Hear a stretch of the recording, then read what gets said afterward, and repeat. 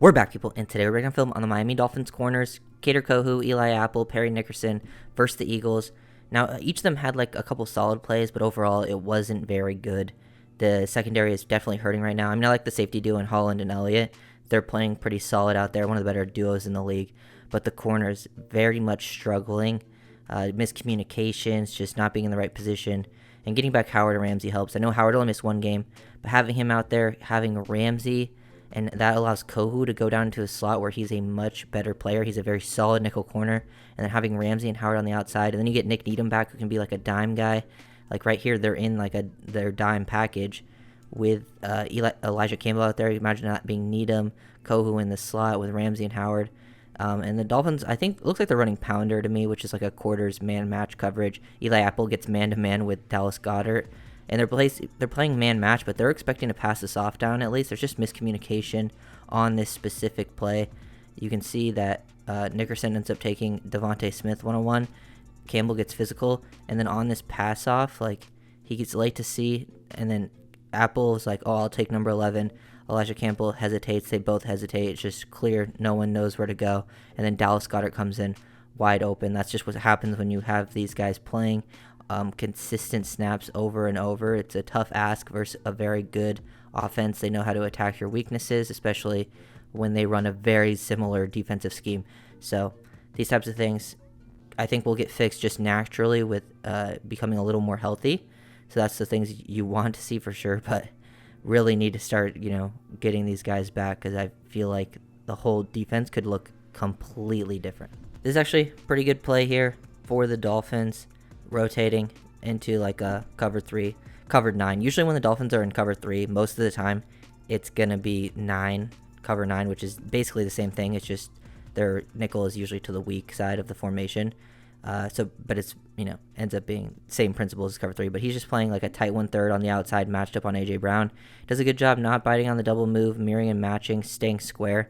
Like, it shows that Kohou is capable of playing on the outside. It's just not his biggest strength. Like, if he gets slightly out of position, which you'll see later in the game when he gets beat deep by AJ Brown, it's a tough ask too. Like, he's being asked to basically cover AJ Brown one-on-one for a majority of the game when he's much more comfortable down on the nickel. And when you see him do plays that are more nickel-like, when you'll see with the blitz and stuff like that, where he got the tip at the line of scrimmage and he makes that big play, which basically forced the interception. Those things could be better. I'll give this to Perry Nickerson. I actually don't think he played that bad as the nickel. I know he got a lot of flack. I don't think he had that many negative plays. He wasn't being like some huge impact out there either. I think, you'll definitely be better with Kohou in the slot and then having Ramsey and Howard on the outside. But I don't think he was like terrible out there or anything. Another, version of cover 3. They're showing split field safeties pre-snap. I think that was my favorite thing about this game, is they were disguising a lot more. Like, this year they had not been disguising coverages. Like, they're showing like a quarters type look pre-snap, possibly even cover 2. Just a split field safety. They rotate into where everyone's just playing, like, they're definitely playing like a match 3 here for sure. Everyone's just matching up top. Kohou gets opened up a little bit. Tough ask on the outside. I mean, he's just basically got one-on-one, and they're running a, deep curl. And he doesn't do, like, a terrible job in coverage, transitioning to get down. But these types of things are going to be, I feel like, a lot less likely to be completed when you have, like, a Ramsey out there.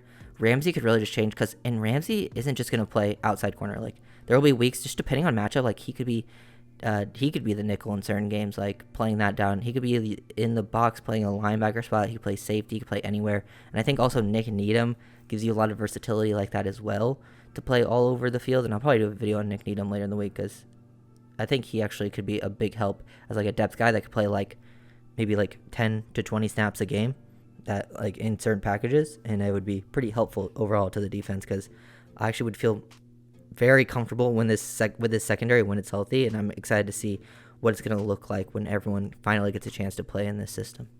And then plays like this is the AJ Brown touchdown. Dolphins playing definitely cover 8 here. Nickel, they're playing cover 2 to the bottom, cover 6 to the top, and it just ends up being AJ Brown leaking out of the backfield. I basically breaks down the defensive video, but I think Kohou and Long like kind of run into each other here.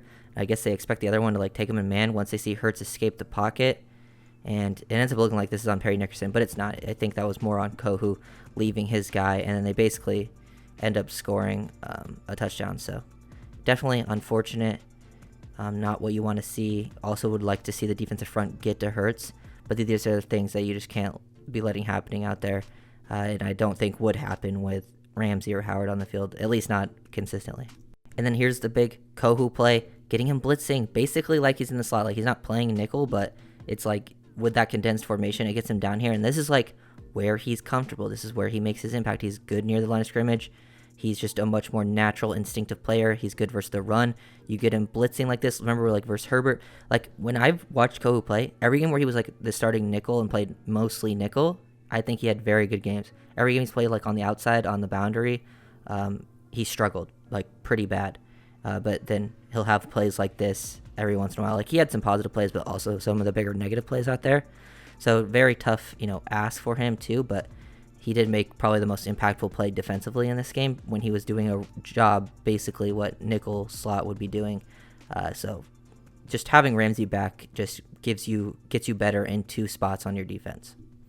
Here's Apple. It wasn't Apple's worst game of the season. It wasn't his best game. He made a pretty good play on third down where he had a nice little breakup. He probably got there a little bit early. Probably should have been a flag. But, I mean, I think the Dolphins kind of earned one. But just like a two-man route concept down the field, he's basically matched versus this. And if you watch this play, Apple has really struggled in these spots when he's supposed to play like a tight 1/3 or matchup, man-to-man, doesn't really matter.